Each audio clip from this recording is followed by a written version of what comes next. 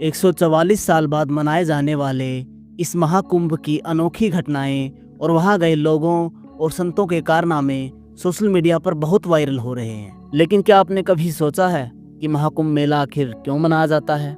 करोड़ों लोग, भव्य आयोजन और पवित्र स्नान, लेकिन इसकी असली शुरुआत कहाँ से हुई?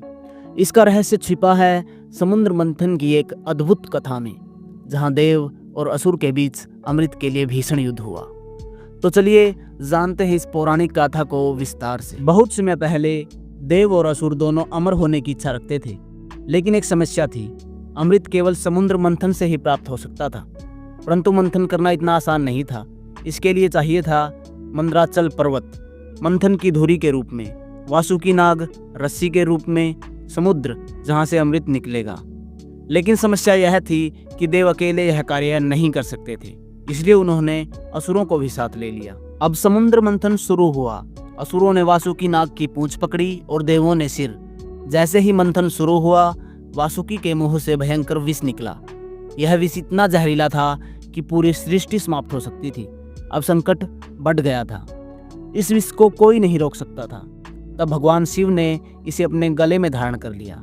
यही कारण है कि उन्हें नीलकंठ भी कहा जाता है।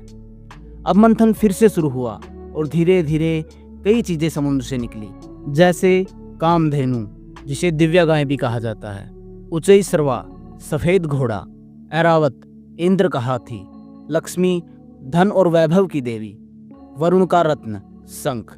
अंत में निकला वह जिसका सभी को इंतजार था, अमृत का कलश। जैसे ही अमृत कलश निकला, असुरों ने उसे छीन लिया। अब देवताओं को चिंता हुई, अगर असुर अमर हो गए तो संपूर्ण सृष्टि संकट में आ जाएगी। तभी भगवान विष्णु ने मोहिनी अवतार लिया और अपनी माया से असुरों को मोहित कर दिया। विष्णु ने अमृत को सुरक्षित करने के लिए गरुड़ को दे दिया, जो इसे लेकर उड़ गए। लेकिन इस दौरान युद्ध हुआ और अमृत की कुछ बूंदें 4 स्थानों पर गिरी: प्रयागराज, हरिद्वार, उज्जैन और नासिक। इन्हीं स्थानों पर कुंभ मेले का आयोजन किया जाता है। ऋग्वेद और महाभारत में तीर्थ स्थानों का उल्लेख मिलता है। वेनसांग, चीनी यात्री 7वीं शताब्दी में जो आए थे, उन्होंने प्रयागराज मेले का विवरण दिया। आदि शंकराचार्य ने 8वीं शताब्दी में इसे व्यवस्थित रूप दिया। अकबर ने प्रयागराज में इलाहाबादी किला बनवाकर इसे संरक्षित किया। ब्रिटिश शासन ने भी इसे प्रबंधित किया और इसे वैश्विक पहचान मिली। अब सवाल उठता है, कुंभ मेले में स्नान क्यों किया जाता है? ऐसा माना जाता है कि इन 4 स्थानों पर अमृत की बूंदें गिरने से नदियों का जल पवित्र हो गया।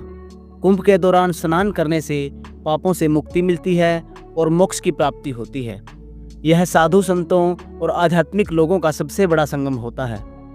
कई लोग इसको लेकर भ्रमित रहते हैं कि महाकुंभ मेला हर 12 वर्षों में होता है या 144 वर्षों में। आइए इसे स्पष्ट रूप से जानते हैं। हर 12 साल में एक कुंभ मेला होता है, जबकि हर 144 साल में एक महाकुंभ मेला होता है और हर 6 साल में अर्ध कुंभ मेला होता है।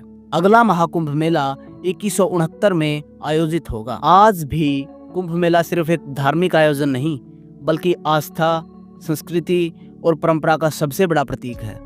हर 12 वर्ष में करोड़ों लोग यहाँ आते हैं और यह मेला भारत की सनातन परंपरा का प्रमाण है। तो दोस्तों, क्या आप अगली बार कुंभ मेले में स्नान करना चाहेंगे? हमें कमेंट में बताइए और इस जानकारी को अपने दोस्तों के साथ ज़रूर शेयर करें। अगर आपको यह वीडियो पसंद आया हो तो लाइक करें, शेयर करें और चैनल को सब्सक्राइब करना न भूलें। आपकी आस्था और इतिहास से जुड़ी और भी रोचक कहानियों के लिए बने रहें हमारे साथ। धन्यवाद।